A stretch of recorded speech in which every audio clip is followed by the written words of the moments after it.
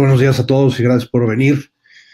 Como saben, la idea de este webinar es que discutamos los temas técnicos y a modo que puedan entender un poquito mejor el contrato de intermediación inmobiliaria que hemos diseñado para ustedes. Y básicamente atendamos cualquier pregunta que tengan, cualquier duda, cualquier comentario, cualquier sugerencia para el contrato será bienvenida. Vamos a tratar, si están de acuerdo, en que les voy a presentar lámina por lámina cada una de las láminas de la presentación que están viendo ahorita en sus computadoras. Trae una cláusula del contrato, de modo que la idea es discutamos cláusula por cláusula. Al final de cada lámina les voy a pedir si me pueden hacer preguntas y vamos atendiendo las preguntas que tengan con respecto a cada una de las cláusulas del contrato de esa manera. Como saben, seguramente, en las capacitaciones que yo he tenido oportunidad de tener con ustedes, hemos discutido la importancia del contrato de intermediación inmobiliaria. Este contrato es la primera herramienta que, trabajando con Eximo, ustedes van a tener de cara a sus clientes, los propietarios de los inmuebles, que los contraten a ustedes para comprar, más bien para vender su inmueble o ponerlo en renta. La intención de este contrato es que abarque, siendo lo más simple posible, abarque el mayor número de problemas que se pueden encontrar tanto en compraventa como en arrendamiento de inmuebles, y a la vez que busquemos por esta vía, por este contrato, obtener el mayor nivel de protección que podemos brindarles a ustedes para el cobro de sus comisiones. Creo que empezamos con la primera parte del contrato. Es naturalmente la más importante del contrato, las declaraciones del contrato, en donde fundamentalmente lo que tenemos que hacer es identificar cuáles son las partes del contrato, quiénes son las partes del contrato. Y aquí, como pueden ver en esta lámina, lo que van a ver es un texto que he preparado de modo que se pueda identificar al cliente de ustedes, ya sea persona física o moral. En el caso de una persona moral, el cómo identificarla es relativamente sencillo. La forma en que se identifica una persona moral es primero especificando la denominación social. Es el primer párrafo que aparece en todo el contrato, donde se dice el nombre del contrato y el nombre de las partes, y se indica si están siendo representadas por alguna persona en específico, lo cual naturalmente tiene que ocurrir cuando están hablando de una persona moral, o en el caso de una persona física, típicamente actúa por nombre propio, no tiene un representante, aunque es sin duda alguna posible que una persona física se haga representar. Luego, ¿cómo identificamos a la persona? El nombre que está en el pronombre del contrato, y después de la denominación de la persona moral, en la declaración primera, lo que buscamos es en el primer párrafo poner los datos de constitución de esa empresa, empezando por el número de escritura, la fecha en que fue otorgada y el notario ante el que fue otorgado. Estos son los datos básicos de constitución. Al principio de esta oración, si notan, referimos que es una sociedad mercantil legalmente constituida conforme a las leyes de la República Mexicana. Aquí, ese texto, por ejemplo, si están lidiando con una sociedad civil o una asociación civil, pues simple y sencillamente hay que modificarlo para reflejar que estamos hablando de una sociedad o asociación civil. E incluso podemos estar en una situación en donde estemos hablando de una sociedad extranjera. En el caso de una sociedad extranjera, naturalmente los datos de la escritura pública, como los esperaríamos en México, no serían los mismos. Idealmente, lo que deben solicitar de sus clientes cuando los esté contratando directamente una persona moral constituida en el extranjero es el documento constitutivo en el extranjero y hacer referencia a él en este párrafo, simple y sencillamente describiendo describiendo ese documento.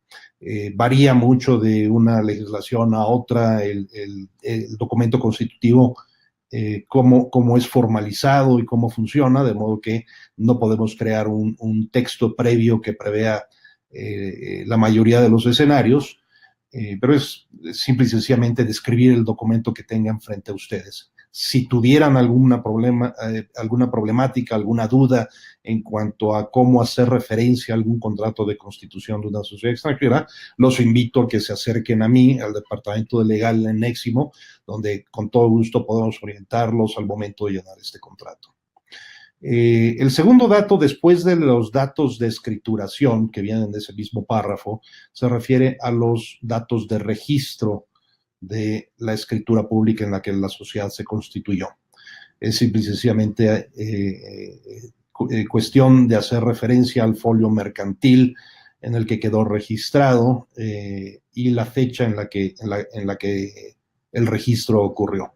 Y finalmente el Registro Federal de Contribuyentes. En cuanto al objeto social, recuerden que una persona moral solo puede hacer aquellas cosas que estén previstas en su objeto. Aquí estamos poniendo un ejemplo de lo que es el objeto social de la compañía, y dice: su objeto social es, entre otros, la construcción y promoción y compraventa de toda clase de inmuebles destinados a casa habitación, la planeación y ejecución de toda clase de desarrollos inmobiliarios destinados a casa habitación y la celebración de toda clase de contratos relacionados con su objeto social.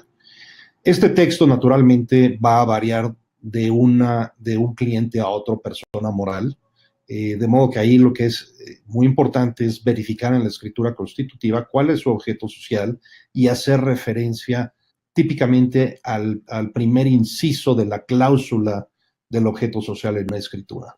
En el primer inciso, típicamente los notarios, los abogados que preparan las actas constitutivas, desarrollan lo que constituye la actividad comercial principal de una empresa.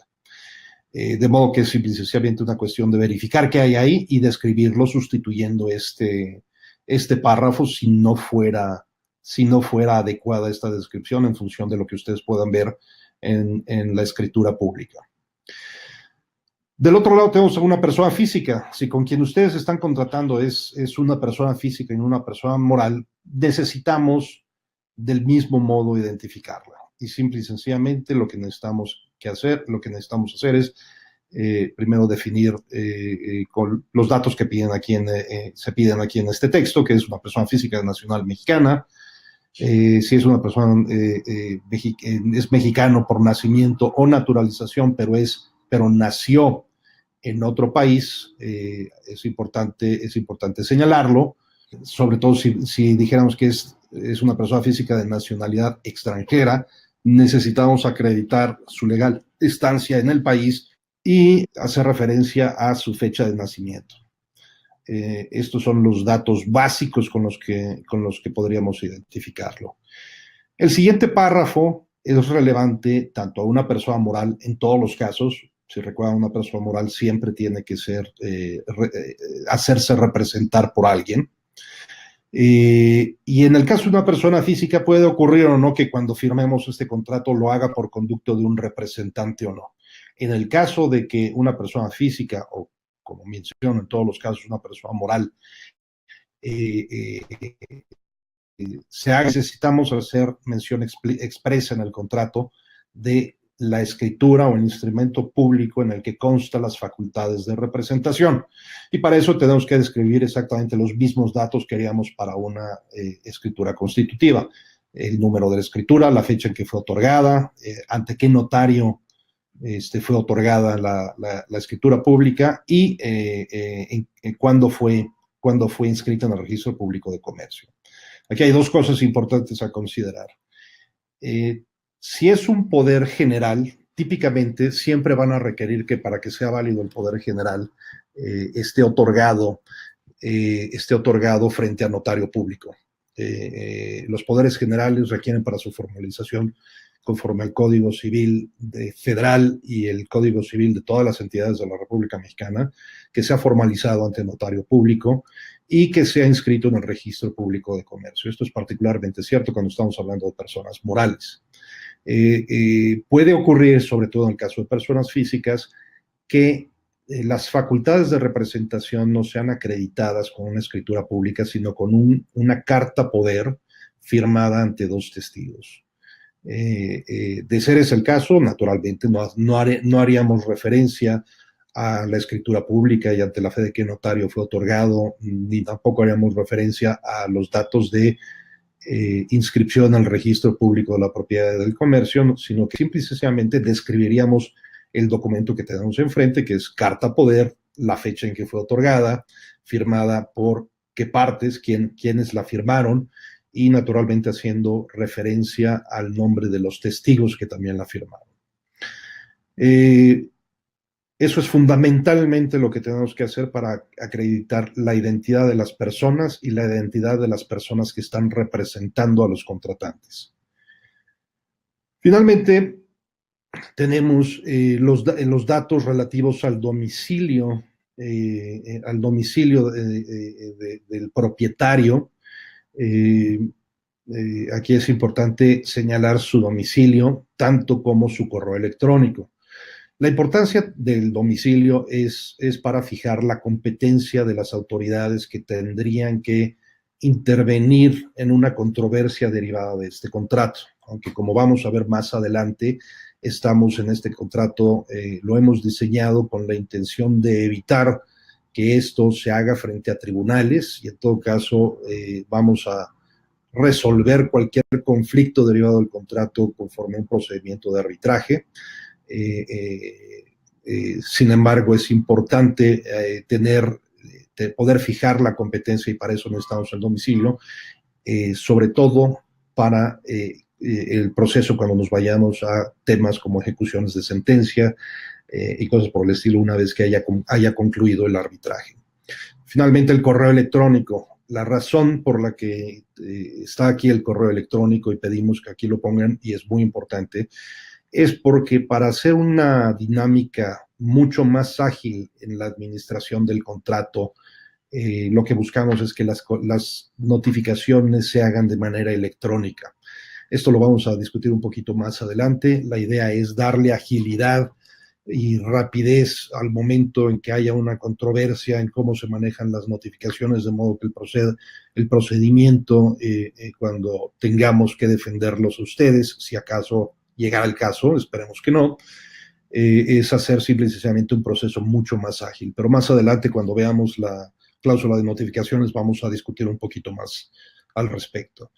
Y finalmente, el último comentario con respecto a esta lámina es los datos que ven de persona física acá, así como los datos de domicilio y correo electrónico, deben ser replicados para el asesor inmobiliario cuando llegamos a las declaraciones relativas al propietario. No sé si tengan hasta aquí alguna pregunta que hayan salido en el chat en este momento, ¿no? Ok, si no hay preguntas en esta sección, continuamos con la siguiente declaración que es importante en el contrato. Ya identificamos a las partes. ¿Qué más tenemos que identificar en este contrato? Fundamentalmente, el objeto del servicio del contrato. El objeto de este contrato es el servicio que el asesor inmobiliario va a prestar. El objeto indirecto del contrato es el inmueble en relación con el cual van prestados sus servicios. Para eso, lo que necesitamos acá es que se identifique el inmueble tanto por su ubicación como por los datos de escrituración. Al igual que en la lámina pasada, en donde hacemos referencia a la identificación de una persona moral, un inmueble debe ser identificado, como lo he mencionado, tanto por los datos de su ubicación como por el tema de la escritura pública en donde consta la propiedad del inmueble. Y para esto hay que hacer referencia al número de escritura, la fecha en que fue otorgada, el notario ante quien fue otorgado y los datos de inscripción en el registro público de la propiedad del estado en donde esté ubicado el inmueble. Esto es sin duda alguna muy importante. Los tres aspectos fundamentales para que exista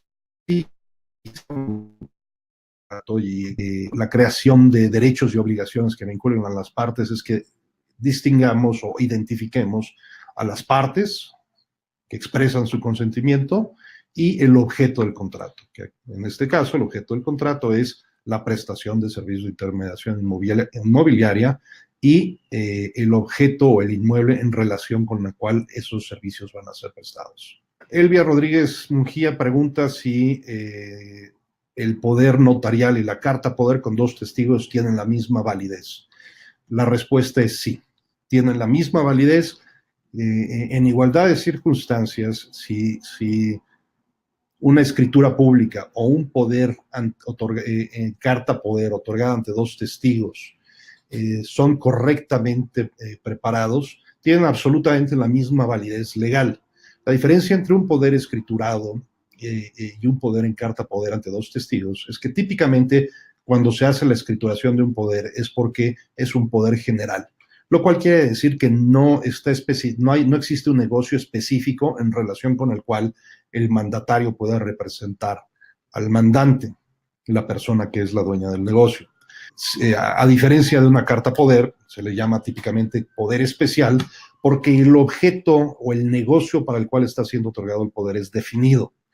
De modo que si a mí me traes una carta poder que dice que específicamente para la celebración de este contrato de intermediación te otorgo facultades de representación de modo que puedas firmar el contrato, tienes exactamente la misma facultad de firmar el contrato como si lo tuviera otra persona que tiene, por ejemplo, un poder general para actos de administración. La validez de uno y otro instrumento es la misma. Las facultades de representación para firmar el contrato de intermediación de manera específica es la misma, de modo que no existe diferencia entre uno y otro, más allá de, si acaso, la diferencia entre los dos contratos, es que en el caso de la escritura es indubitable quién firmó el contrato y que en efecto quien dice otorgar el poder es quien dice serlo y que eso fue su voluntad, a diferencia de una carta poder que al no estar sujeta a fe pública por un notario, si hubiera un juicio el día de mañana y se objetara la validez del poder, naturalmente no tiene la carta poder el mismo valor probatorio que tiene una escritura pública. Ojo, eso es muy distinto a hablar de el valor probatorio de la carta poder en oposición a la escritura pública, es muy distinto a hablar sobre las facultades o la validez de las facultades otorgadas. Si se demuestra que en efecto quien firmó la carta de poder era quien dijo serlo, y esa es la razón por la cual se ponen dos testigos, ese poder, una vez que se haya verificado la identidad de quienes lo firmaron, es tan válido como una escritura pública. Vamos a las cláusulas del contrato.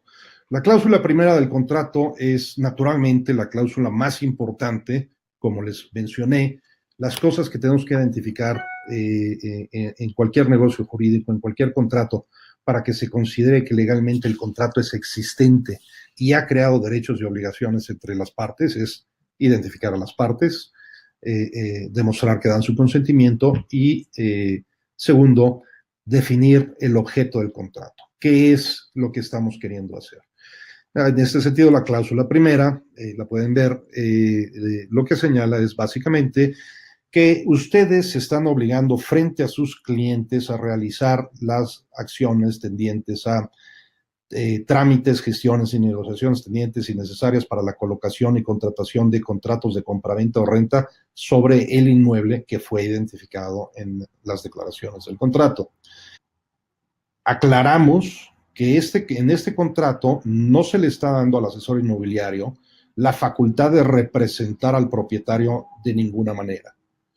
Estos son los dos aspectos básicos y aquí quiero hacer referencia generalizada que he visto muy común en el medio inmobiliario, en donde una buena cantidad de asesores inmobiliarios hacen referencia a los contratos que firman con sus clientes como un contrato de comisión.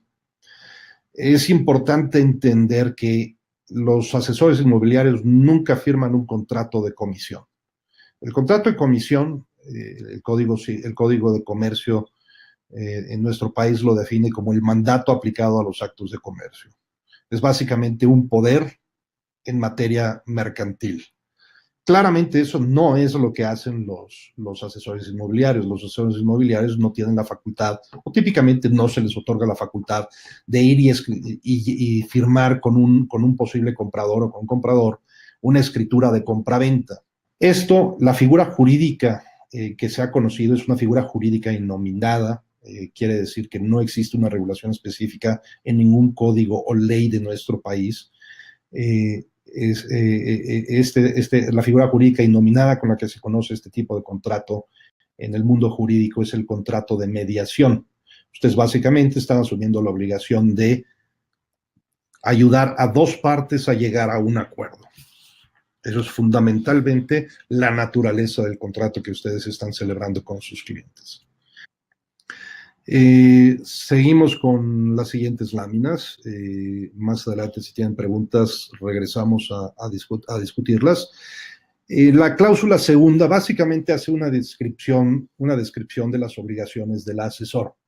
Ya definimos conforme a la cláusula primera cuál es la naturaleza del contrato, cuál es el objeto principal al que nos queremos obligar. Y la cláusula segunda hace referencia a ciertas obligaciones de cómo se va a llevar a cabo fundamentalmente el compromiso al que el asesor inmobiliario asume en la cláusula primera. El objeto de esta cláusula es establecer la obligación que ustedes tienen común con cualquier asesor inmobiliario, que es desempeñar su cargo con diligencia, juntar toda la documentación que se requiera en relación con el inmueble y darle noticia al propietario de todo tipo de propuestas de compra o de renta que lleguen vía ustedes, otras obligaciones respecto al cuidado que deben de tener con el inmueble y en su conducta profesional, entre otras cosas, ustedes asumen la obligación de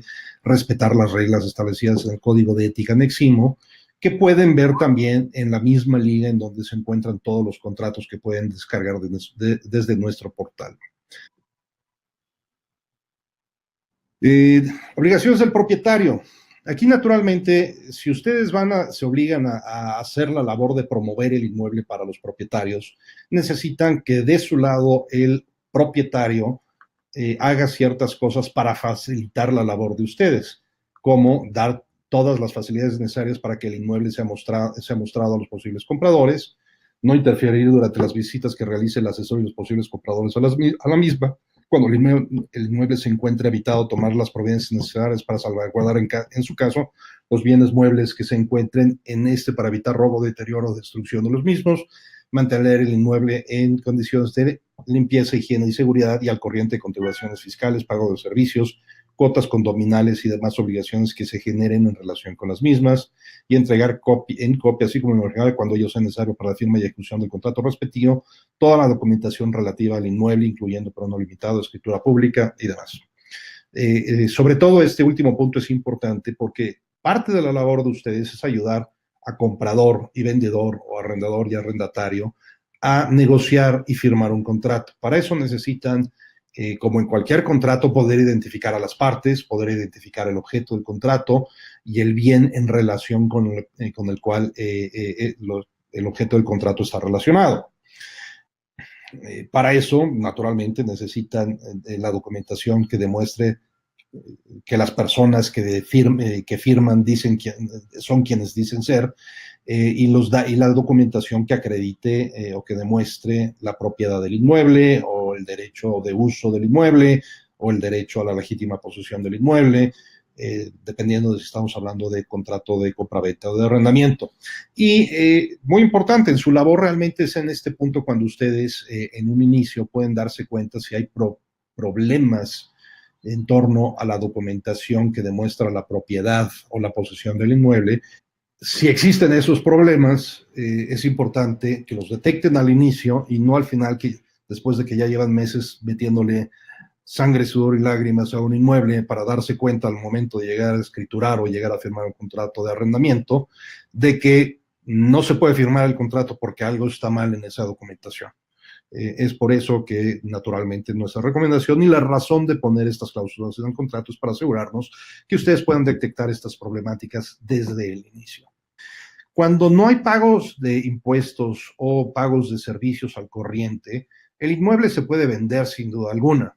Es, sin embargo, importante que el comprador conozca el estado de la propiedad, no solo física, sino también el estado legal de la propiedad, lo cual implica pagos de derechos, pagos de impuestos, pagos de servicios, para que negocien entre comprador y vendedor el precio en función de problemas que pueda tener de carácter fiscal que después el comprador vaya a tener que hacerle frente, y dejarlo así claro en el contrato de compraventa respectivo, sea un contrato privado, sea una escritura.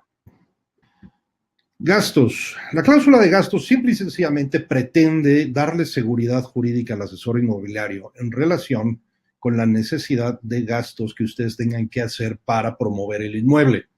La idea siendo, si hay algún trámite en donde, por ejemplo, ustedes están asumiendo la obligación o están comprometiéndose frente a sus clientes a darles cierta asesoría o ayudarles siempre y cuando ustedes así accedan a realizar ciertos trámites para regularización del inmueble o para investigación del estado jurídico del inmueble o cosas por el estilo.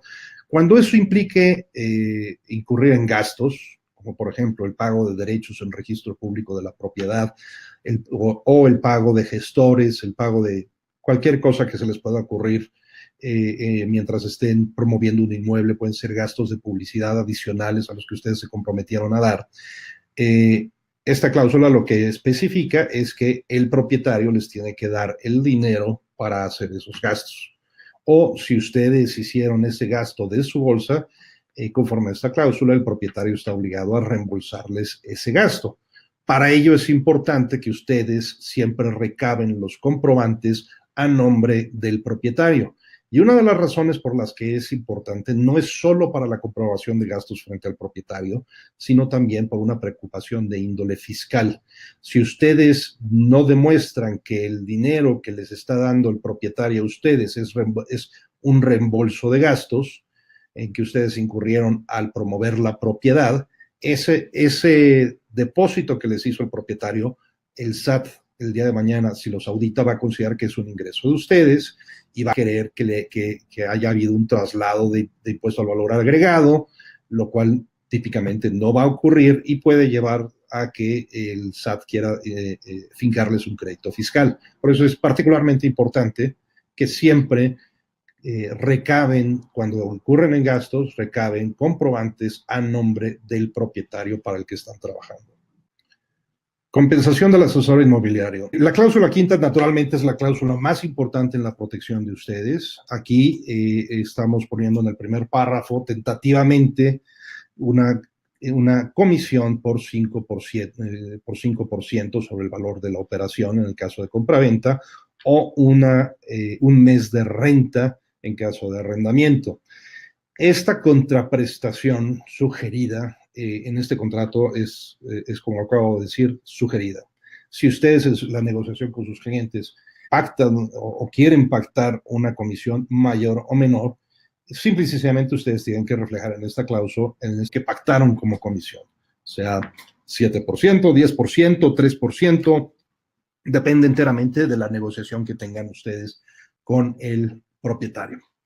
Que en los párrafos segundo, tercero y cuarto de esta cláusula, las partes del contrato designan a Neximo como representante para efectos de cobro.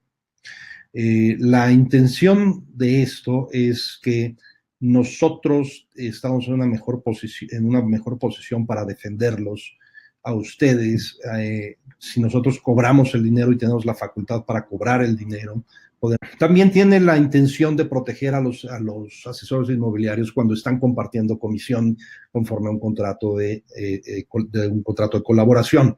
Lo que hacemos es, nosotros recaudamos el dinero, cobramos el dinero de la comisión que ustedes generaron conforme a este contrato, y en un ejemplo donde estén compartiendo comisión al 50% con otro asesor inmobiliario, nosotros cobramos del propietario la comisión y nos encargamos de dispersar a cada uno de los asesores inmobiliarios los montos que les correspondan en función del contrato que registraron de colaboración, sea que lo hagan con otro asesor inmobiliario Neximo o con un asesor inmobiliario ajeno a nuestra red. Finalmente, los últimos tres párrafos de esta cláusula lo que pretenden es proteger al asesor inmobiliario cuando han realizado toda una labor y una de las partes se echa para atrás ya que estamos a punto de firmar el contrato, a punto de firmar la escritura, si por el propietario o por el prospecto comprador o arrendatario deciden no celebrar la operación, ustedes ya llevan tiempo trabajando para este inmueble, de modo que lo que estamos previendo acá es penas convencionales para compensarlos a ustedes por el trabajo que han desarrollado. Naturalmente, sobre todo en el párrafo antepenúltimo y el párrafo último, es importante que conozcan el texto que ahí se señala como pena convencional, para determinar si es un monto que va a ser aceptable para la gente con la que ustedes negocien o no lo es. En el caso del párrafo antepenúltimo estamos señalando el 3%. En el caso del último párrafo, aquí es en donde estamos preparando otro documento que, como les mencionaba, va a ser liberado el día de hoy o mañana, que es básicamente la carta de propuesta, la carta de intención de compra, en donde se va a otorgar un anticipo para el cierre de la operación. Que ustedes comúnmente si quieres que saque del mercado una casa porque ya tienes tú la intención de comprarla, te pido que des un depósito de garantía como compromiso de la seriedad de tu oferta. Y si una vez hecha esa propuesta, por causas imputables a la persona que hizo la propuesta o firmó la carta de intención de compra, se echará para atrás, la idea es que la mitad de la suma que fue otorgada en depósito de garantía, se le entregue al asesor inmobiliario como compensación por el trabajo que han desarrollado. En otros 50 se le entregaría al propietario. Amelia pregunta, esta última parte no me quedó claro. El comprador hace su oferta, deja un depósito en garantía, el cual queda en custodia del propietario, más no del asesor, ¿cierto? Hasta que se cierre la operación. La idea es que el depósito en garantía que se otorgue por un prospecto comprador o un prospecto arrendatario para sacar al inmueble del mercado, idealmente debe quedar en posesión de Neximo. Neximo custodiaría ese depósito y en función de lo que ocurra, si se firma o no se firma el contrato, ese dinero va a ser transmitido a la persona que corresponde. La razón por la cual ponemos a Neximo como custodio del depósito es para darle, certeza y garantía a quien hizo la propuesta de que en caso de que no lleguen a un acuerdo por causas no imputables a él, ese dinero le va a ser devuelto, no se lo va a quedar el propietario, no se va a gastar ese dinero, no va a tener un problema de liquidez en donde no le va a poder cobrar por falta de liquidez al propietario ese dinero. En el momento en que no se llegue a un acuerdo en la negociación de un inmueble, Neximo asume la obligación inmediatamente de regresarle ese dinero al arrendador o al comprador que hizo el depósito. O, por el contrario, en el caso de que la operación no se celebre por causas imputables al prospecto comprador o el prospecto arrendador, Neximo lo que haría es darle el 50% al asesor inmobiliario como compensación por el trabajo que realizó hasta ese momento para la celebración de esa venta, y el 50% adicional se lo queda el propietario como indemnización por el tiempo que le hizo perder quien hizo originalmente la propuesta. Aquí la razón nuevamente de que Neximo custodie ese dinero es porque nos da a nosotros la posibilidad de asegurarnos que al asesor inmobiliario se le va a pagar esa cantidad, ese monto. No vamos a tener después que tener discusiones con el propietario, porque está en poder de él el dinero, de si les pagó o no les pagó esa pena convencional que les corresponde conforme al último párrafo de la cláusula quinta. Seguimos a la próxima. Las cláusulas sexta y séptima. Confidencialidad y protección de datos personales. En estas dos cláusulas simple y sencillamente estamos poniendo, y es importante que ustedes lo hagan por las obligaciones que asumen en relación con la ley de protección de datos personales. Básicamente tienen que mantener la confidencialidad del inmueble y proteger los datos que los propietarios les den a ustedes, que sean sensibles en su propia identificación.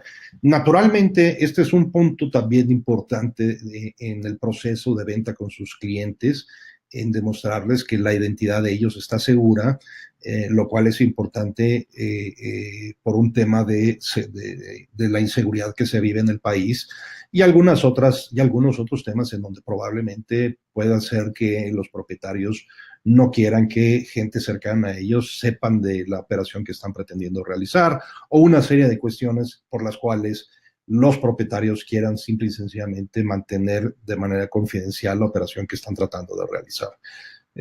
Aquí esto les recomiendo sean muy enfáticos con los propietarios al momento de negociar con ellos, demostrarles el compromiso que ustedes tienen en mantener absolutamente confidencial toda la información que ellos le den. Octava, la cláusula octava simple y sencillamente reitera que este no es un contrato de reparación. Se está otorgando un poder ni facultad alguna de representación a ustedes. El asesor inmobiliario simple y sencillamente su intervención se limita a buscar a dos partes que quieran llegar a un contrato y auxiliarlos en la negociación, y en la firma del contrato definitivo. De ninguna manera funge como representante de una u otra parte.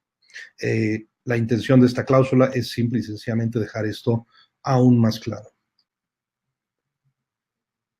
Novena, esta es probablemente la tercera cláusula más importante del contrato y ha habido cierta confusión, como puedo ver de algunas de las preguntas que me han hecho algunos de ustedes.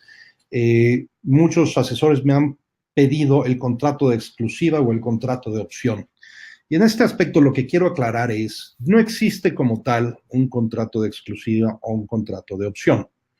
Como mencionaba al principio, la naturaleza jurídica en derecho de la labor que el asesor inmobiliario realiza es un contrato de mediación. En este contrato le llamamos intermediación. Estamos hablando en esencia de la misma cosa. El contrato de mediación puede tener cláusulas que le den derecho al asesor inmobiliario de realizar esta labor para un propietario de manera exclusiva o no. Esta cláusula, si ustedes quieren un contrato de exclusiva, lo que tienen que asegurarse es que exista en el contrato que van a firmar la cláusula novena. Si lo que quieren es un contrato de opción, lo que se tiene que hacer es eliminar de este contrato la cláusula novena. Es tan sencillo como eso. El segundo párrafo es particularmente importante si ustedes quieren tener un contrato de exclusiva.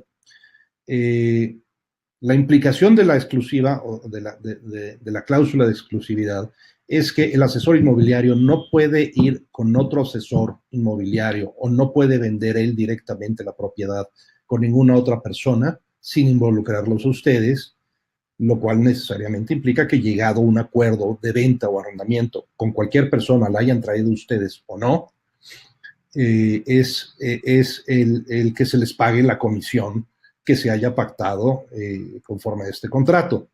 Y aquí la justificación de la exclusiva es, entre otras cosas, es que la labor del asesor inmobiliario no es exclusivamente encontrar clientes, no es nada más salir a buscar a ver si yo traje al comprador o yo traje al vendedor o lo encontré yo o no.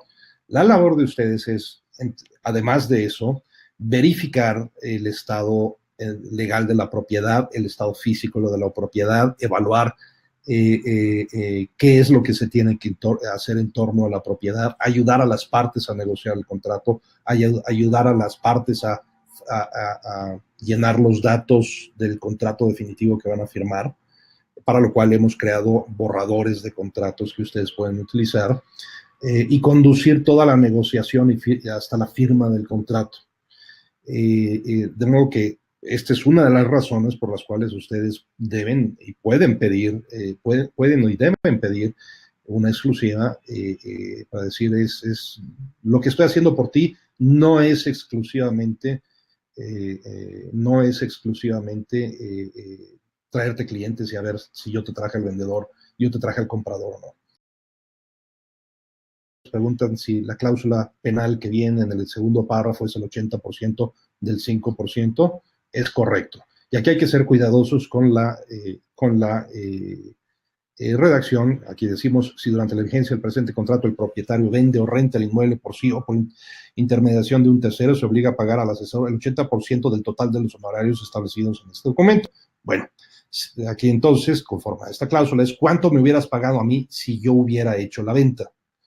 Si yo hice la venta, o yo traje al propietario y todo esto ocurrió con mi intervención, y tú violas el contrato y te vas con cualquier otra persona, me vas a pagar el 80% de lo que pactamos en la cláusula relativa a compensación.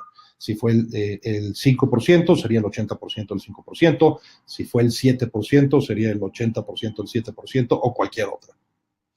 Notificaciones. Como les había comentado, esta cláusula es importante porque con ella lo que buscamos es crear uno de los medios más eficientes que podamos utilizar para hacer ágil la administración del contrato, ágil la comunicación entre las partes en relación con el contrato, y para ello hemos decidido que las notificaciones se hagan en oposición a como tradicionalmente se han hecho, se hagan en medios electrónicos.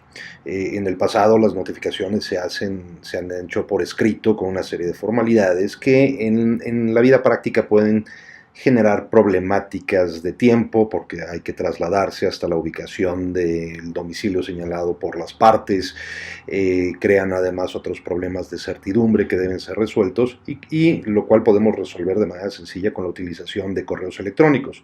Como pueden ver, hacemos referencia a los artículos del Código Civil que reconocen la validez de notificaciones u otras expresiones de la voluntad mediante medios electrónicos, entre ellos el correo electrónico, de modo que su validez es plena, y para ello ponemos un pacto expreso entre las partes que así lo reconozcan. Independencia de las partes. Esta cláusula ha causado algo de confusión entre algunas de las partes, pero básicamente el objeto de esta cláusula es establecer que no existe relación laboral entre el propietario y el asesor inmobiliario, o si, por ejemplo, el propietario podría ser que estamos hablando de una empresa que es propietaria de todo un edificio de oficinas o de departamentos, tenga empleados, o por el otro lado el asesor inmobiliario tuviese empleados, simple y sencillamente no existe relación laboral entre ellas, ni entre los empleados de la otra parte y su contraparte. Esta cláusula no es indispensable, es una cláusula común de protección a personas morales. Está puesta aquí en este contrato un poco para darles algo de paz mental a los propietarios que los puedan contratar a ustedes, que sean compañías, que sean personas morales. Pero esta es una cláusula que no es indispensable en el trabajo, y no tengo tema alguno con que la quiten en una negociación del contrato, sobre todo, por ejemplo, cuando están hablando con personas físicas que los estén contratando, en donde realmente este tipo de preocupación no es relevante. Sin embargo, la intención de esta cláusula es, entre otras cosas, que demuestren la seriedad que ustedes tienen frente a sus clientes, de que no van a tener que preocuparse por un conflicto de tema laboral o algún tema parecido que venga de parte de ustedes. La cláusula 12ª busca que transitemos por el punto donde haya el medio más eficiente para defenderlos ustedes en caso de que un propietario no quisiese pagar su comisión o incumpliera de alguna otra forma el contrato, sea por el pago de la comisión o de cualquiera de las penas convencionales que estamos previendo. Ustedes saben el costo que implica típicamente irse a un litigio hace que en la mayoría de los asuntos no terminen en litigio, simple y sencillamente se termina abandonando el pleito y cada uno se va a su casa lamiéndose sus heridas y asunto arreglado y se acabó. En Neximo parte de nuestro servicio es defenderlos a ustedes ante sus contrapartes en caso de incumplimientos de contratos. De modo que si un propietario no les pagara a ustedes, nosotros asumimos el compromiso de iniciar las acciones legales que sean necesarias para defenderlos a ustedes. Para esto necesitamos el medio más eficiente que haya. Y por ello nuestra estrategia legal hemos escogido primero ir a la mediación y en caso de que en la mediación no se llegue a un acuerdo, continuemos hacia el arbitraje conforme a las reglas de la Cámara Nacional de Comercio de la Ciudad de México. Esto es importante, incluido la elección del lugar en donde se llevará a cabo el arbitraje, porque para que podamos nosotros ser eficientes en la defensa de ustedes, necesitamos que el arbitraje sea en la Ciudad de México y que se sigan las reglas de la Canaco para conducir un arbitraje. En caso de que ustedes quitaran esta cláusula, lo que pierden, entre otras cosas, es la protección que Neximo les da o nuestro compromiso a ir e iniciar acciones legales para defenderlos. La idea de esta cláusula es precisamente el poder facilitar que nosotros los defendamos ustedes, por lo cual esta cláusula es importante que no la cambiemos, al igual que la cláusula de notificaciones. Estas dos cláusulas son indispensables para que nosotros los podamos defender. Vigencia y duración. Este contrato, la forma en que está diseñado actualmente, es para que tenga una duración indefinida y se puede dar por terminado en cualquier momento con 30 días naturales, con un aviso dado 30 días naturales de anticipación. Si ustedes, como asesor inmobiliario o propietario, quieren un plazo que no sea indefinido, quieren, por ejemplo, que exista una obligación de exclusividad, por ejemplo, solo por 6 meses, es tan sencillo como en el primer párrafo de esta cláusula establecer que el contrato tendrá una vigencia de 6 meses y en ese caso borrar el segundo párrafo. Realmente tienen aquí entera libertad ustedes para definir el término del contrato que hayan convenido o quieran convenir con su contraparte. Algunas preguntas importantes en torno al contrato para concluir es, ¿qué ocurre si no utilizo este contrato? Básicamente, si no se utiliza este contrato, lo único que pierdes es la posibilidad de que Neximo te represente o te proteja ante el incumplimiento de tu contraparte en el contrato. Como lo mencioné anteriormente, este contrato está diseñado para darle a Neximo las herramientas para que pueda defenderlos ustedes de manera eficiente, de modo que sin él no podemos asumir el compromiso de darles nuestro servicio de defensa legal. ¿Puedo modificar el contrato? En efecto, pueden ustedes negociar y modificar el contrato, aunque nuestra sugerencia es traten de modificar el texto en lo menos posible y concéntrense más en negociar el contenido de las cláusulas. O más bien el contenido de ciertas cláusulas, sobre todo las que se refieren a el monto de las comisiones, el monto de las penas convencionales, el plazo del contrato y cuestiones por el estilo. Si en algún momento tienen una duda sobre la implicación de cambiar si es cierto texto por otro que le sugiere su contraparte, les sugiero que se acerquen con nosotros en el área del departamento legal para analizarlo y ver si perdemos algunas de las armas que tenemos para poder ser efectivos en la defensa de ustedes, o si resulta conveniente o no conveniente en función de lo que esté negociando. Naturalmente, si ustedes conocen bien el texto de este contrato, van a poder ustedes perfectamente distinguir qué cláusulas o qué protecciones pierden ustedes al quitar cierto texto, y el texto que típicamente le sugeriría un propietario, su contraparte, se explican por sí mismos. No son términos legales terriblemente complejos o difíciles de entender. Sin embargo, si cualquier momento, en cualquiera de ustedes tuviera alguna duda, siéntanse en entera libertad de acercarse con nosotros para analizar los cambios que se están sugiriendo, de modo que estén ustedes seguros que el contrato está bien elaborado, está revisado, y no pierden en su mayor parte el derecho a reclamar la protección de Neximo en caso de que haya una disputa en relación con el contrato. Finalmente, una pregunta que he tenido de manera más o menos recurrente es en relación con los inmuebles que no cuentan con una escritura, que han sido típicamente documentados con contratos privados, otro tipo de documentos, y no aparece una escritura pública. Ahí nuestra recomendación es que desde un inicio recaben toda la información del inmueble con la cual su cliente pretende demostrar que es el propietario del inmueble y la evalúen junto con nosotros a efecto de determinar desde un inicio si hay acciones de remediación que el propietario tiene que tomar para regularizar el estado jurídico del inmueble.